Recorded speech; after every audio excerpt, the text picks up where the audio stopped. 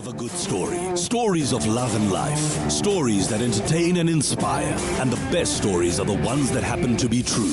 Every Friday night, Jack Devnarain is live in conversation with an iconic South African personality who shares the true stories that shape their remarkable lives. Join us for reality radio as real as it gets. From 6 p.m. to 7 p.m. every Friday night, only on 919.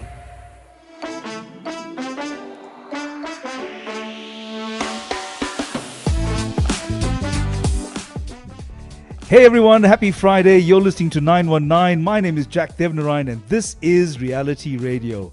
It's as real as it gets every Friday night when we have a guest live in studio to talk about the incredible stories that shape their remarkable lives. Tonight, a good friend, content producer, filmmaker, director, Sanele Zulu. Welcome, welcome. Thank you very much for having me, Jack. It's a pleasure being here, man. Now, when I met you first, you were floor manager. You came in out of the blue, nobody knew who you were, but you arrived this young buck full of authority, this leadership quality in you. You were relating to absolutely everybody on the floor, and you had the entire production in the palm of your hand.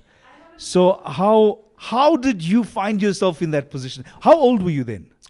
Cool. So I'll take you back. Because when you met me, I was actually a runner.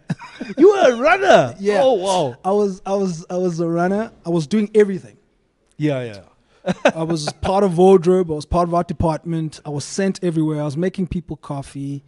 I was just that guy. So I came literally from the ground up. So that's where it started for me.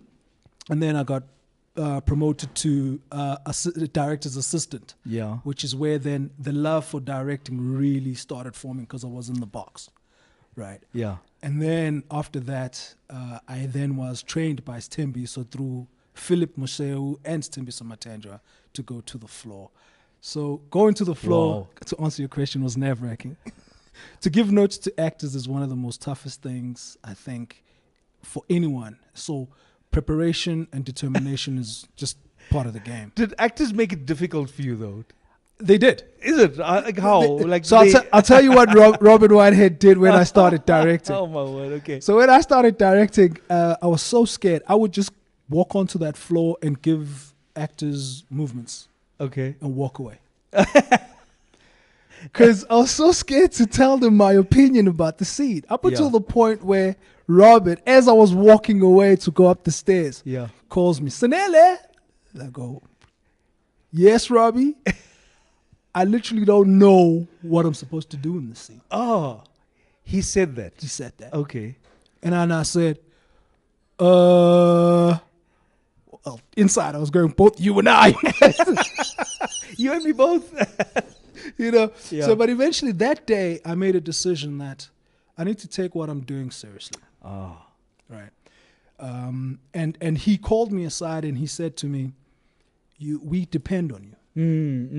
As actors, right? Like we depend that you're going to tell us if we're doing the right thing, the wrong thing, because we don't want to be those guys that are going to be on screen and act a fool out there. Yeah. You know, and I was like, okay, cool. And so that day I realized that I need to take this seriously. I need to do my prep. I need to understand what the scene is about. What's the subtext of the scene? And then I got comfortable in giving those notes. And that was part of your prep as well, to be able to go through every single scene. Correct. To understand the subtext, to understand the context as well of that particular scene in terms of the bigger arc. Correct. And was that your biggest challenge, though, that kind of prep, the blocking of the scene? Not necessarily. I think the biggest challenge is, understanding the context of the scene. Yeah. Right? Because it's all through interpretation. Yes. Jack is going to come and have his own interpretation of the scene. As an actor. Yeah. He's prepped something. I've prepped something. Now I have to convince Jack what I've prepped is the real deal. Or what then happens is what Jack has prepped and what I've prepped, we can team up and form something else that's new in that whole thing. And we come up with something that both he and I didn't even anticipate. And then it's just magic. Isn't that what we always look for, though? And that's the fun, right? Yeah. That's the playing, because we have to sell each other's ideas to each other. I got to buy into yours, you got to buy into mine, and that's the fun. So as long as they complement each other and Correct. they're not, they don't conflict with each other. Correct. Did you find yourself ever having those arguments on the floor where somebody had a completely different view and they're presenting it to you on the floor and now they're saying, I don't see it any other way? For the longest time, I didn't. Yeah.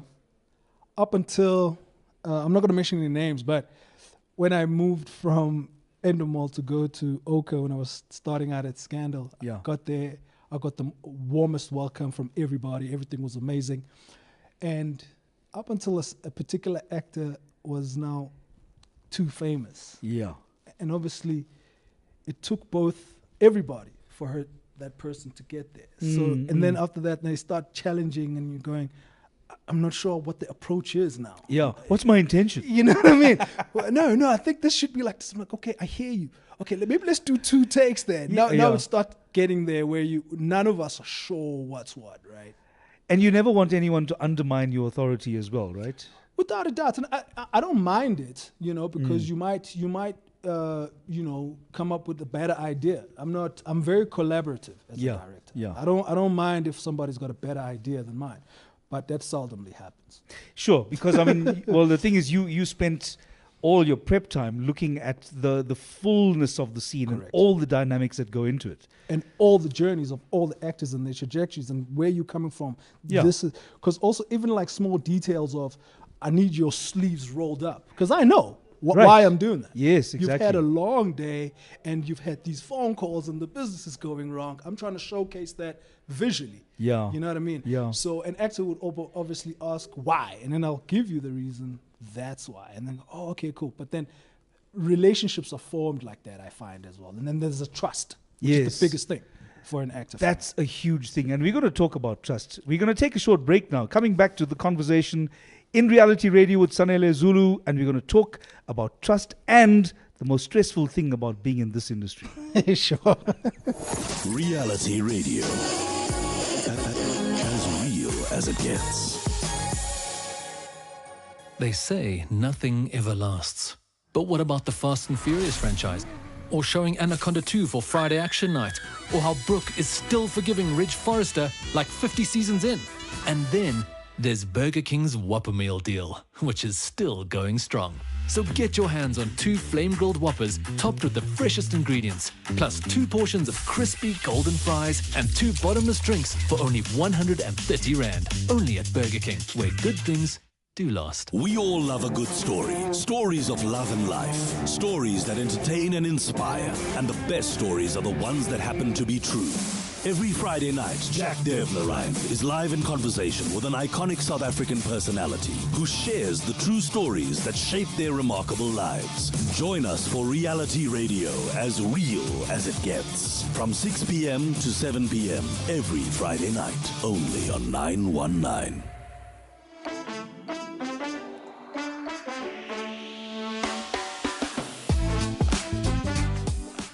And we're back. It's Friday night. It's Reality Radio. And tonight, Sanele Zulu is in studio with us. People don't really get a chance to see you on this side of the camera, right? Nope. But I know you got some fans listening in right now. Yep. My brother, Sanele Zulu. Shout out to you, my boy. Thank you for tuning in. Yeah. Good stuff, man. Thanks for joining the show.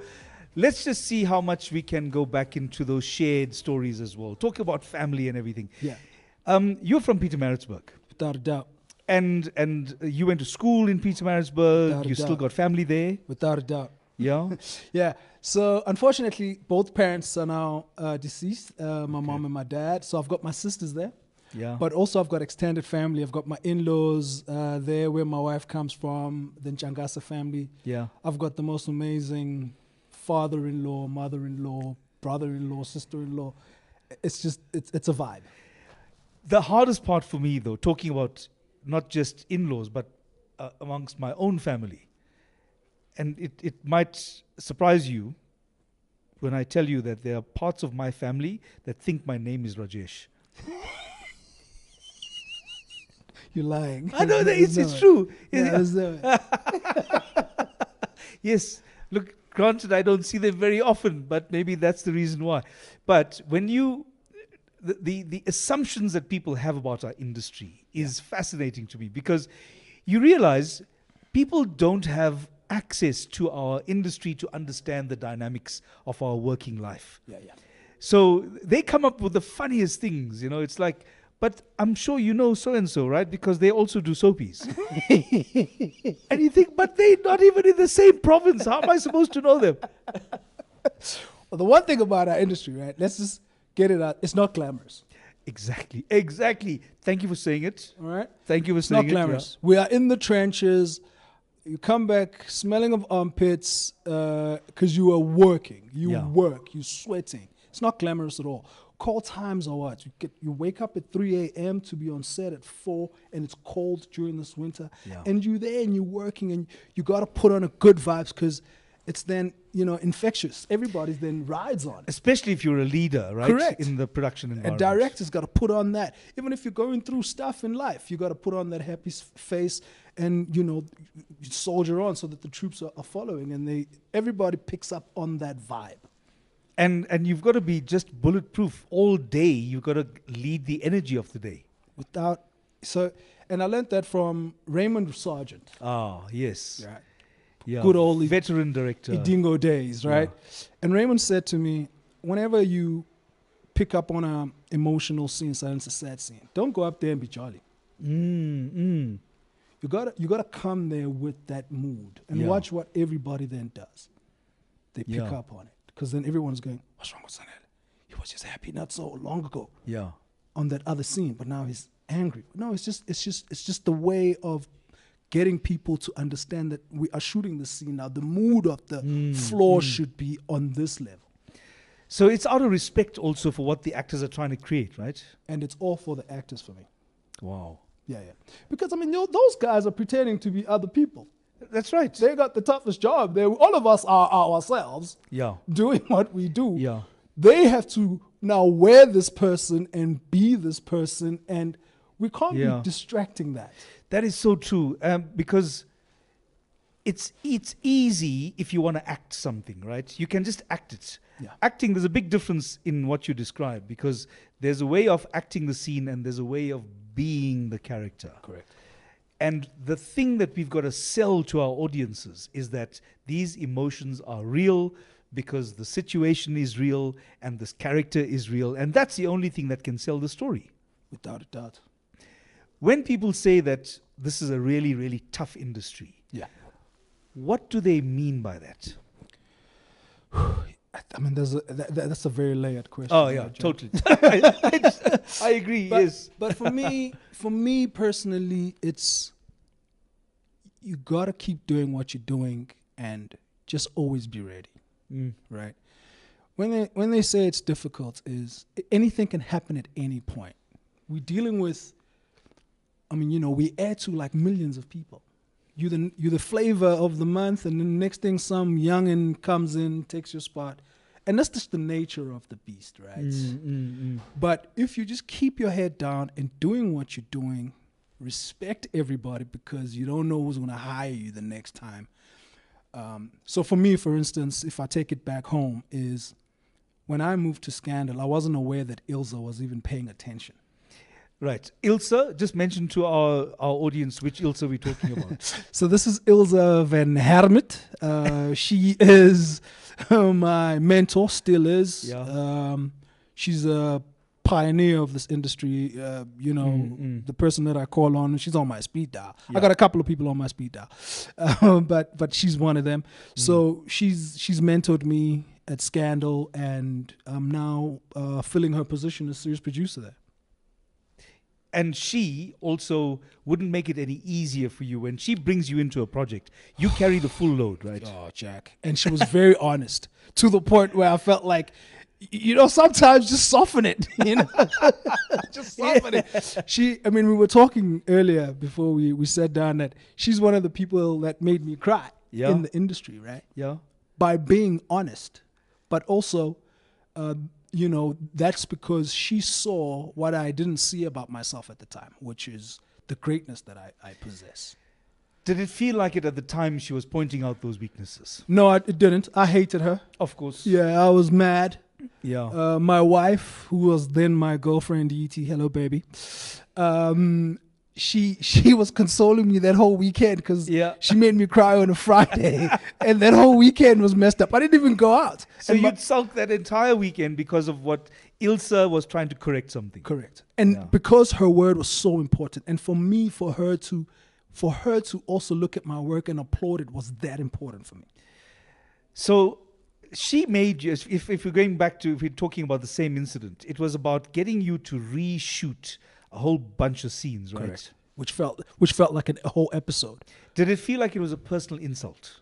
It does. Yeah. You know, when your series producer's sitting with you in that edit room and she's holding her head and and she was turning red. Yeah. Because I understand it now on a bigger scale because now I'm in her seats, right? Yeah. It's a waste of money for the production because you got to redo this thing. Sure. And a day in a production is a lot of money. So And then you got the actors. and then you got the actors again. And Yeah. the actors will come up and they ask you, why are we doing this again? We shot this. You know what I mean? And in that moment, you got to be honest to them and say, I messed up. Okay.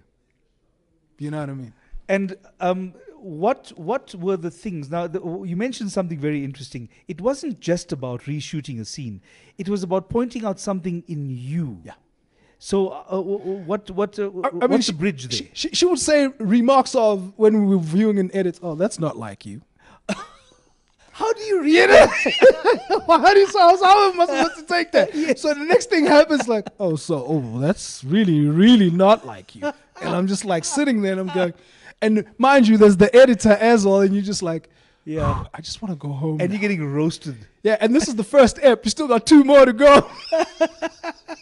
And you're just like, when is this day going to end? I just want to hide in a hole or something. So she is interpreting, looking, analyzing every shot of every scene. Everything. Oh wow. Even the background actors. Really? So you are under a microscope for the choices you made. Yeah, because at the end of the day, you said as the director, I'm happy with this. Right. You signed off. You signed off. Yeah. Yeah, you said you were good. So when you get there and she's going, how can you say you're good? You were clearly not good. Wow. Which That's brings me tough. to my next thing, which is when you're going to do a pickup, rather do the whole thing again. Really? Yeah, because all you're really doing is you just adding on 2 more minutes. Okay, just explain for our audience what's a pickup. So a pickup is when you've shot the scene and maybe there's a part in the scene where you're unhappy about. Like one shot. Like in one that scene. shot, or the actor's also not happy with the performance in that moment. Rather give that actor another chance to do the whole thing, because that actor is going to go, actually, you know what? I'm going to do this differently. I'm going to knock it out the park, right? Yeah, yeah. So you give people the opportunity. To redo. Nothing wrong with that. I don't see that as a waste of time. Every take can get better and better. Always. Just also don't overdo it, right? Yeah. Because then we're going to get fatigued. Well, we also know, and I think you might have noticed also the social media posts about the passing of the late, great Canadian actor Donald Sutherland, right? Yes. I saw that. Sad. From what I had read also, Donald Sutherland was one of those great actors who also limited the number of takes that he was willing to do. It was in his contract. I respect that. Yeah? Because, yeah, there's fatigue in it. Yeah, Right. because he's bringing his best game, right? So you better be prepared too, because I prepped, Yes. right? Yeah. So you're only going to have 2. At the most, I'll give you the 3rd one. Sure. Yeah. But it means everybody needs to be prepared. I get that. So we all pulling together at the same time in the same direction in the same scene. Correct. You mentioned that it may actually be a little bit easier now just to go back to those wonderful, fun days of just being a director. Yeah, yeah. At the time you were directing, though, that was stressful. With the always, Jack. Always, Jack. It's just that this series producing job comes with more stress. So now that I Okay. know what's on the other side, I'm like, I'd like to go back there. Going back to directing would seem an absolute breeze compared. You're saying series director now. Series producer. Series producer. So what do you have to do as series producer now? I'm the only person at Scandal that sees everything from beginning to end. Wow. The entire business process.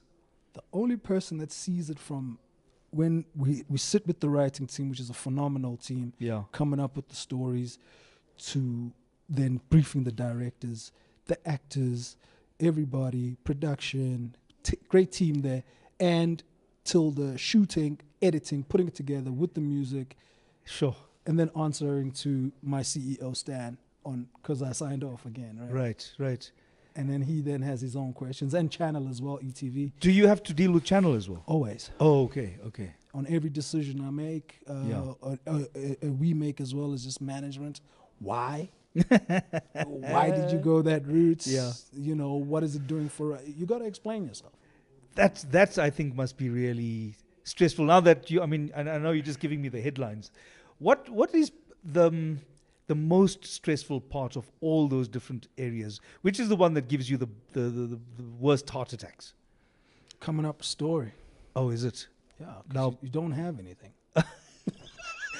So when you come up with story or ideas are proposed to you, right? Yeah, with the team, the writing team, yeah. You've got to get how many sign-offs before that becomes the story? I mean, we throw in so much, but what's nice about what we have got going on at Scandal is that Sis Grace is more in charge of the story room. Yeah. Right. So she takes off that load. And they already meet and they throw in the bin so much that by the time we get to brainstorm, there's already stuff that we can look at. We don't always pick from that bin, but we some of the stories we then build on those premises and we move so that others are then created on the day. And it's the toughest thing, to come up with the story. That's tough also. And the last thing you need, and I'll tell you about a lesson that I learned under Ilse van Himmert. Because, I'm this young buck. Now, I've just arrived. I'm in the first year, 2 years of being Rajesh, and I'm loving the story. And then I start to become a little precious, right? Sure. About, okay, the character will do this, and the character wouldn't really do that. And the one time I decided that I was going to, I was so affected by the story and where it was going is that I decided I was going to see the head writer, who was Ilse. And I walked into her office. I'd like to meet you, Ilse. I said, I don't think that the character is going to do this, and I don't think the character is going to do that. Ilse came back and said, the more things you tell me your character is not prepared to do, the sooner we'll find the end of your character. And that was it. And that is where we are going to leave the soapy talk for now, because it's still reality radio and we are still sitting with Sanele Zulu. We'll be back after this. Without a doubt. You're listening to 919.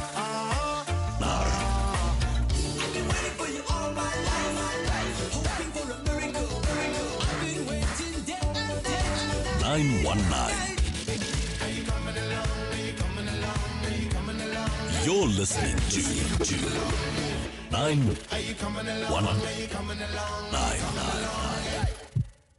919 has signed a code of conduct that is enforced by the Broadcasting Complaints Commission of South Africa.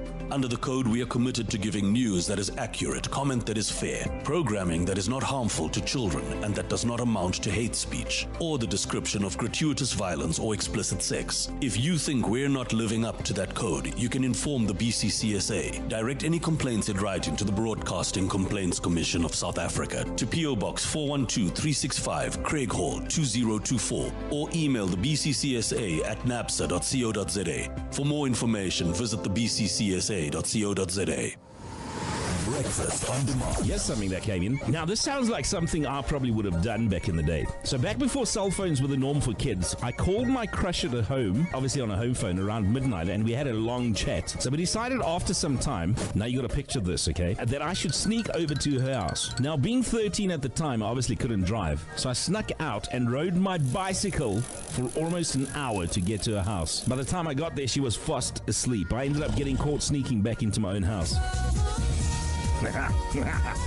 Makes me think of Celine Dion and Drove All Night. With Shane Hunter, Monday to Friday, 6 to 9 a.m. on 919. You're listening to 919.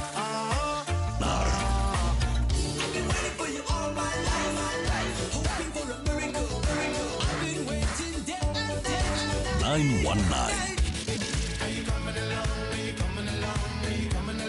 You're listening to 919. We all love a good story. Stories of love and life. Stories that entertain and inspire. And the best stories are the ones that happen to be true. Every Friday night, Jack Devnarain is live in conversation with an iconic South African personality who shares the true stories that shape their remarkable lives. Join us for reality radio as real as it gets. From 6 p.m. to 7 p.m. every Friday night. Only on 919.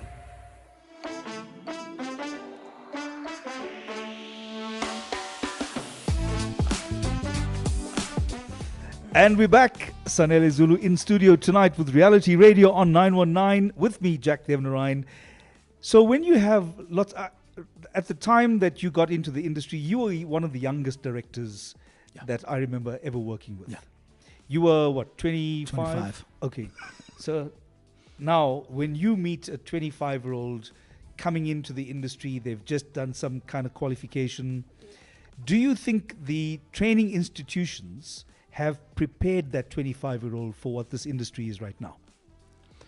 I don't think so, huh? Yeah. I think you learn on the job here. I think you learn literally by doing it. Right. Yeah. And by being mentored. Yeah, definitely. And you need people like Ilza, for instance, that are not going to sugarcoat. Yeah. Tell you really if you are messing up and when you're doing well, so that you're going to know what messing up is, rather than, no, it's okay, you know. You're doing so well. And then you're like, I'm not sure, man. Is that a compliment or is it praise? It's a bit, I don't know. So I appreciate people that tell it straight, you know, like same as an actor that's going to come at you, Jack, and say, I'd like to do it again. I didn't like it. Yeah. I love those kind of actors. I'm like, cool, man. If you're going to give me the best, let's go again. Let's do that. So even if the difference in performance is so subtle that you don't even see it. Yeah. Give that person that satisfaction because, again, it builds on that trust, right? So even with someone young at 25, the honesty is the way to go because you're not sugarcoating, right? And then that person is going to really, really understand what they're getting into because, you know, these are people's lives. Yeah. At the end of the day, this is an industry, man. Exactly. These are people. This is their craft. Yeah. This is what they, put bread on the table by doing.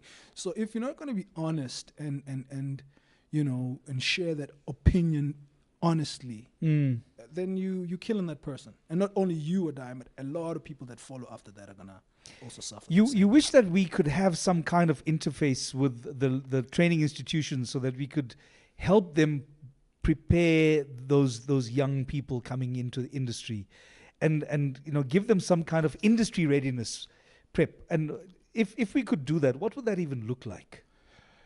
I think Isidingo had it. We did, hey. Solid. Yeah. And I came in at the right time. Ah.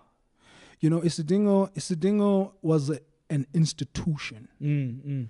So for me, I think whatever that formula is, which I'm trying to, Ilza, I picked up on Ilza. She tried to introduce it on Scandal.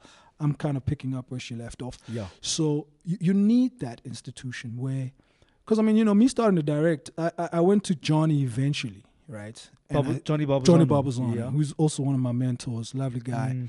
And I asked him on the side, and I was like, can I just start scripting some eps for you? Yeah. And it was a secret. And he would shoot my scenes and when I was on the floor, ADing for him. So by the time he needed to leave, he then said to Sispumla, Hopper, don't look for a director. He's right there. He's right there. I've been shooting his scenes that you guys are approving. So that was a secret. You didn't even tell us that. Nobody knew about this. No, man. Come on. So we were doing your scenes that you had scripted. For Johnny. And Johnny was shooting them. Obviously, he was tweaking because he's more experienced and is great like that. But I would see the version of what I had, interpreted in my head, and I go, "Oh, that's where I made the mistake. That's where he fixed, and whatever the case." And I did that for years. Oh, see, now I feel so used. A lot of people say that, but that's amazing because that's how you use the facility that's available to you with people like Johnny Barbazano and whoever else, the senior directors, Raymond Sargent and all those guys to say, okay, I'm going to try this. They're my safety net. Without a doubt. That's amazing. When you talk about making films now, making movies, what are some of the obstacles to that process as a young up and coming filmmaker now? One is budget. Yeah. It's a big thing, budget. I remember the first film I shot with Kagiso Medupe, who gave me an opportunity to direct his film Losing Lerato. Yeah. He paid for that from his pocket.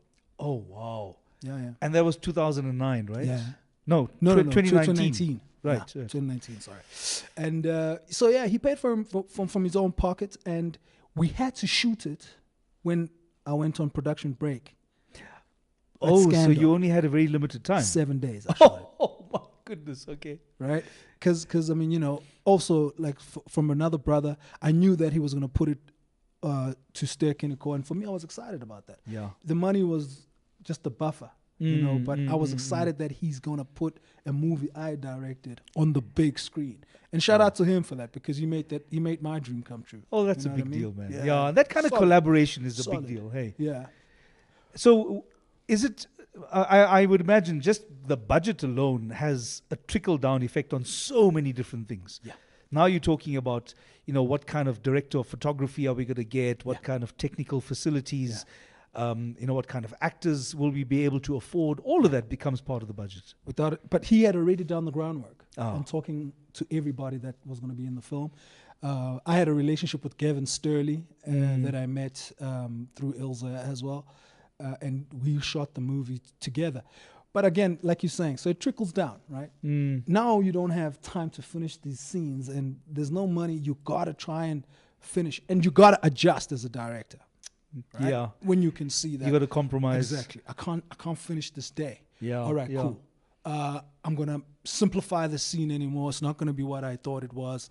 And I'm going to simplify it so that we finish the day. And I guess that's the part of the game, right? The difficult thing is understanding that you win some, you lose some. As long as you're confident with whatever footage you have, that you're going to be solid in edit to put out something that you're proud of. Now, I would imagine that that's going to be every filmmaker, not just a young filmmaker, but every filmmaker in this country is saying it's all about the budget.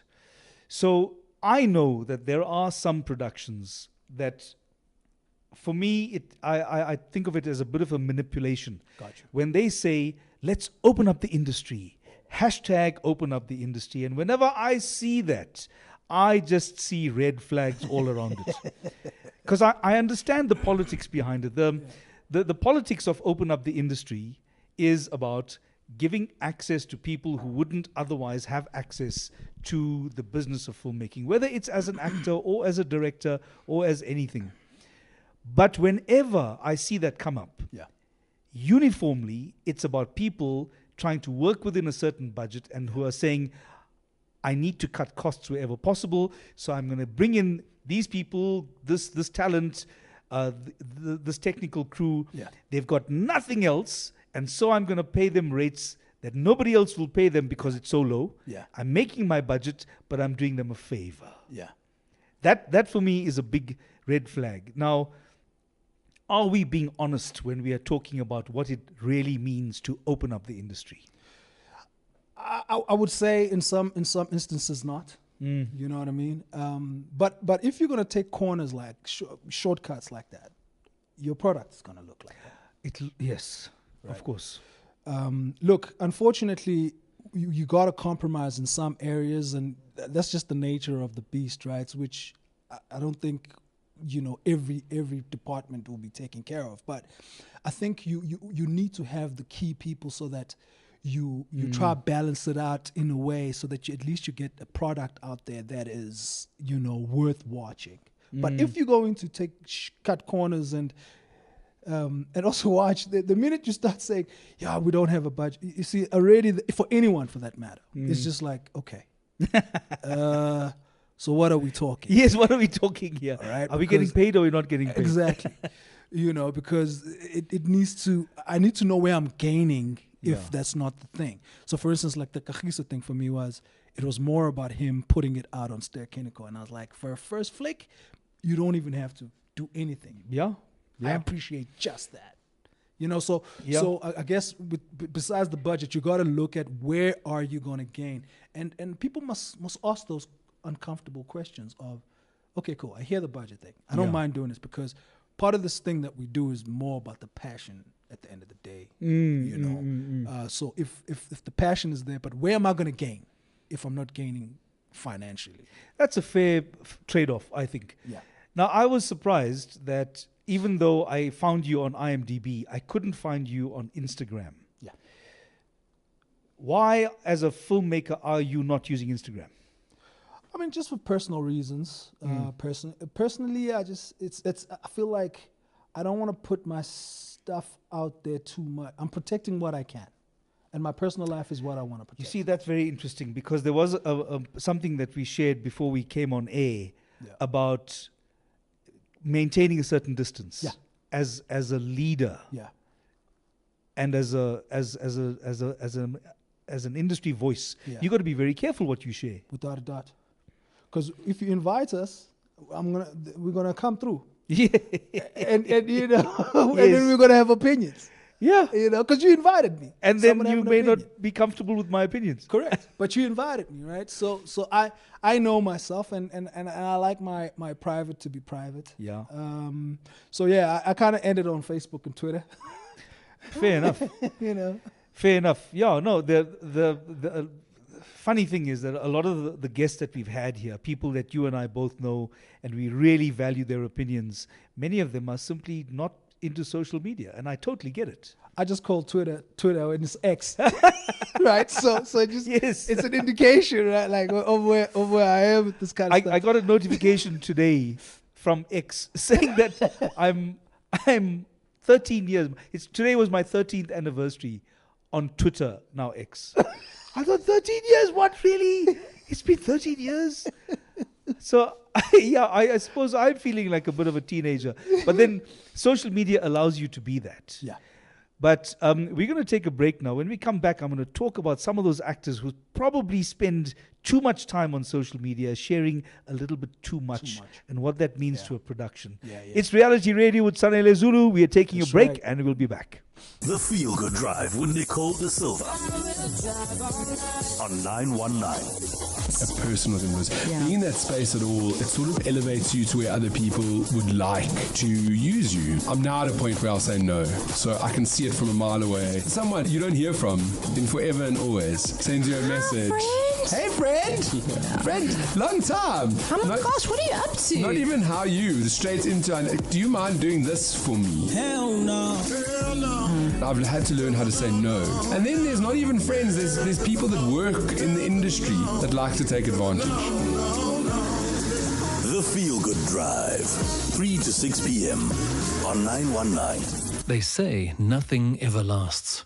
But what about the Fast and Furious franchise? Or showing Anaconda 2 for Friday Action Night? Or how Brooke is still forgiving Ridge Forrester like 50 seasons in? And then there's Burger King's Whopper Meal deal, which is still going strong. So get your hands on 2 flame-grilled Whoppers topped with the freshest ingredients, plus 2 portions of crispy golden fries and 2 bottomless drinks for only 130 Rand. Only at Burger King, where good things do last. We all love a good story. Stories of love and life. Stories that entertain and inspire. And the best stories are the ones that happen to be true. Every Friday night, Jack Devnarain is live in conversation with an iconic South African personality who shares the true stories that shape their remarkable lives. Join us for Reality Radio, as real as it gets. From 6 p.m. to 7 p.m. every Friday night, only on 919.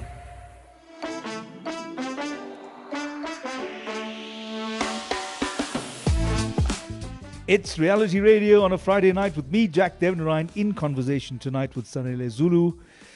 Sanele, you've come across those performers that maybe, and I remember how Pumla Hopa used to put this. She always used to say, leave your star in the car. Yeah. So have you worked a lot with performers who bring their star with them and they don't leave it in the car? What effect does that have on the floor? Firstly, shout out to Sis Puma because I use that now. Oh, do you? Yeah, I took love it. that. I took it. Because the thing is, it then doesn't become about the work. Yeah. You know what I mean? And we all appreciate the fact that people have done well and they're doing amazing things. Yeah. And we're going to treat you with the utmost of respects. But let's not forget the common goal why we're here. It's not to serve one person. Yeah. Everyone is serving one God, which is Story. Yeah. not Sanele, not so and so. Yeah. We're serving one God. And if we all serve the story, we're going to produce the most amazing thing. Then it's not about egos. You know what I mean? And you know, Timbisa and I always talk about this, and we say, we don't have to like each other, Jack. But if we tell the story and we come here and we're going, cool, Jack, you and I have to tell this story, man. Let's tell that story. We walk away. Yeah. It's amazing. We might find down the line, if we're serving story, what we don't like about each other actually doesn't mean anything. No, it's about the story. Exactly. Everything is about the story. Are you following stories, filmmaking in Africa? Have you traveled much in Africa? It's a shame, but no. I haven't traveled much at all, actually.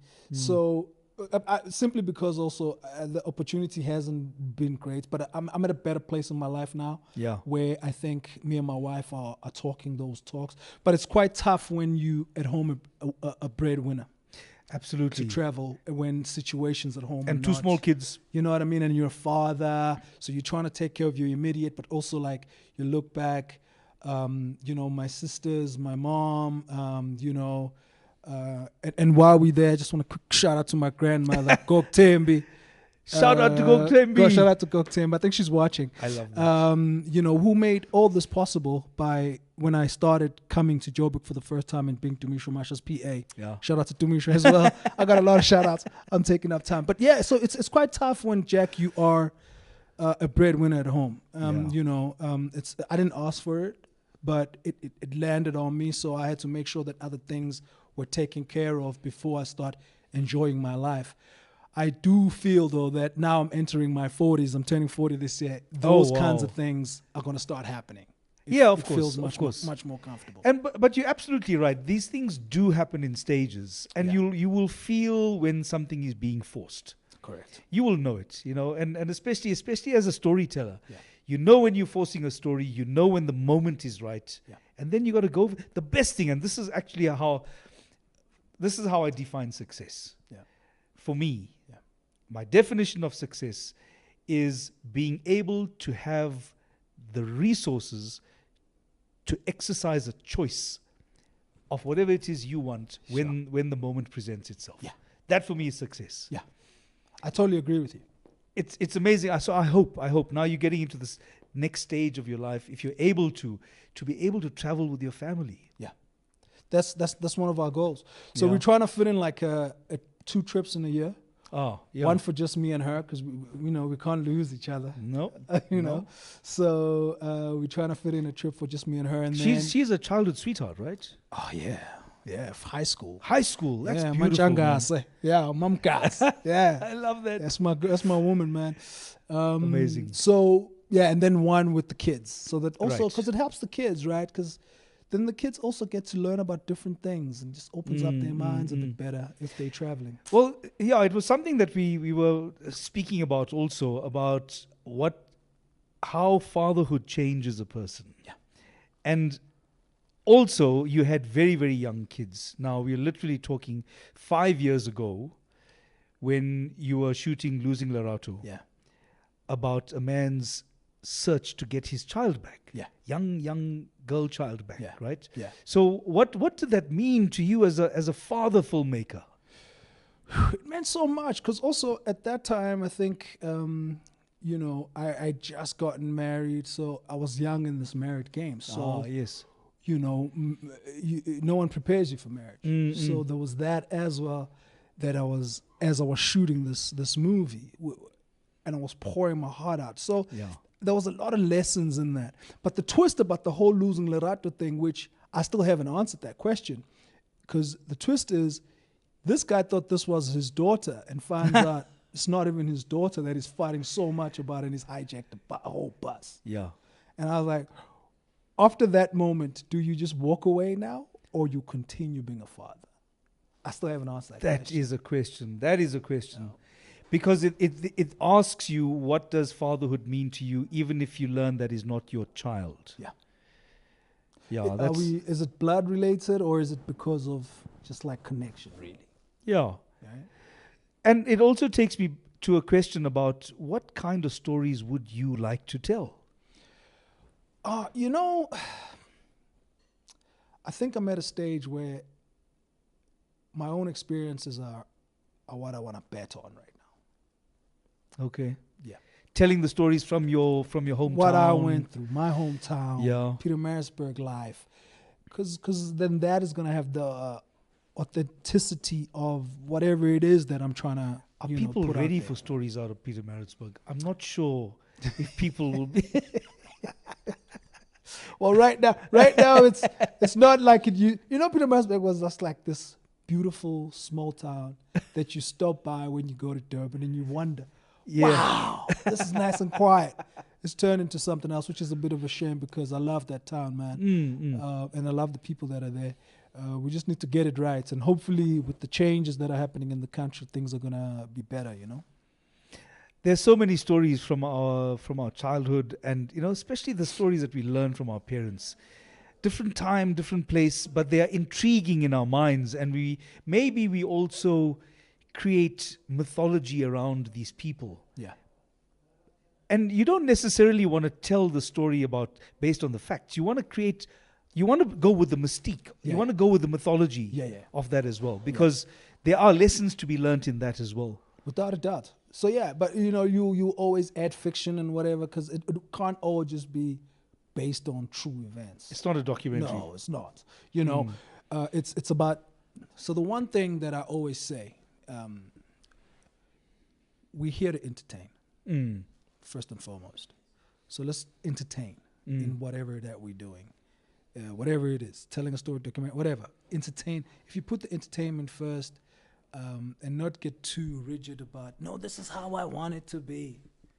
Allow for other situations. I mean, we were talking earlier, you and I, Jack, about an actor saying, I don't think my character would do this, but what if that character did? What if they did? Yes. Then we have a story. Right? Do you think, especially if we talk about the previous generation, right? There is the temptation for us to go back into telling those stories about the struggle. Yeah. Do you think South African audiences, let's not even talk international audience, are South African audiences satisfied that we have told those stories? Do they want to move on, or is there a part that's part of that life, that time, that strife that needs to be retold in movie making? I think we're gonna keep retelling them, because I think it's just, as long as we look at it as it's history, we've moved on from it. It's just so that we educate people what had happened, but not to say, this is the beef. No, I think we should all move on. As a country, I think we're in a place where what we need right now is just good stories, good vibes. Personally, That's I would beautiful, just say, let's just tell good stories and get everybody in the good mood. Let's document and showcase the good side of South Africa. Because then maybe that is going to be infectious, and people start to do good, and we find ourselves in a better place than we currently are. You know what I mean? Yeah, no, I get that. And people are looking for those stories to inspire them. And, and also that's the reason I wanted to have this show. Yeah. It's because I'm continually inspired by the people that I worked with, the people that I look up to, and I listen to their stories, and they are so inspiring to me, and I want to be able to talk about them, Yeah. So this is a big deal, and I'm so glad that you are available for today. Thank you. How are you taking care of yourself? Like, do you make time for your exercise, your diet, playing with the kids? I tell you one thing that Ilza also didn't share with me, is that this series producer job is going to take up all my time. Right. But how do I take care of myself? I think for me, the trick is in the home front. Yeah. Where you rest your head, there's got to be peace and tranquility there. You know what I mean? If everybody there is happy and laughing and it's good vibes and it's not pretentious, you're winning. But that takes work as well, right? It does. But once you've I mean, the work, what I discovered in my own marriage is I was in a battle with myself because I didn't want to separate myself from my old me getting into the new me, because being married, I'm a new guy. Yeah, you got to be. You gotta understand that you're tapping into something else. There's an added responsibility now, right? Yeah, you can't just like roam around now and just like, I'm just gonna decide to shoot to bloom. You gotta go, why are you shooting to bloom? Oh. What are you doing there? What is it benefiting the family? No, it's not. Why am I doing it? It's almost like you're approaching your family environment like a series producer now. Hey, I got you you. gotta say you're seeing so many parts of the moving to. machine. Yeah. Where do you see artificial intelligence taking us as filmmakers? Yeah, Jack. It's a tricky one, that one, right? Mm. But I still believe that the authenticity of acting Yeah. requires a human being. I'll tell you why, right? For me, a human being, there's those emotions that we tap into before we get into the emotion that everybody's expecting. And it's a small gap. Yes. And only a human being for me can translate that. Yeah. And I don't think an AI can, because it hits you somewhat different, and before you either break down, there's something that happens in a human being. And those are the surprises. Yes, and you see them happen live, right, in that moment. Yeah. There's been so many discussions about artificial intelligence in the last few weeks that, I've been participating in. And it's been bugging me for a long time about why should the actor's contribution not simply be taken over by this artificial human being. And I realized the value, the absolute true value of a human actor is that as a human being, you have doubt. You make mistakes. Artificial intelligence makes no mistakes. It does not have any doubt whatsoever. You're programmed. Yeah. And I love the fact that we doubt ourselves. I love the fact that, of course, you can be decisive in your line of your particular role now. You don't have a lot of room for error. But it's amazing to be able to tell the story of human beings and the fact that they are that vulnerable. Without a doubt. And that's where we grow. That's where we grow. You That's see, where we grow. and may we continue to grow. And I want to say a huge thank you to you, Sanele, and to all Sanele's fans who are suddenly watching, and to everybody else. Make sure you join us again. We'll be back. Shout out to you for having me. Thank you. You are an inspiration. Always Buddy. have been. Thank you very much. Very, very kind of Appreciate you. you. We're going to be back next Friday, 6 to 7. It's Reality Radio. My name is Jack Devnarain. Thank you all. Have a great weekend. Dank you.